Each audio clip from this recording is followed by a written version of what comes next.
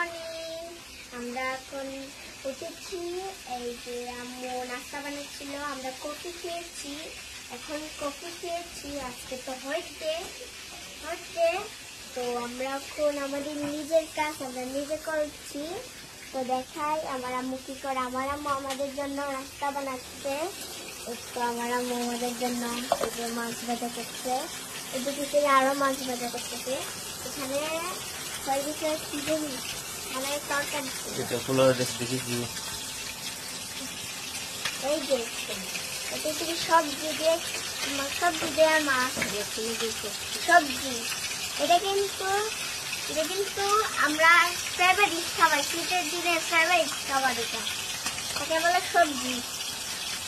এটা অনেক মজা লাগে ভাত দেওয়া খেতে, পোলাও দেওয়া খেতে অনেক। দেখেন মাছ ফ্রাই করছে।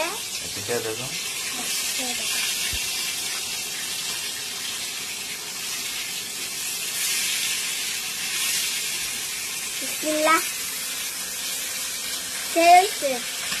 অনেক মজা।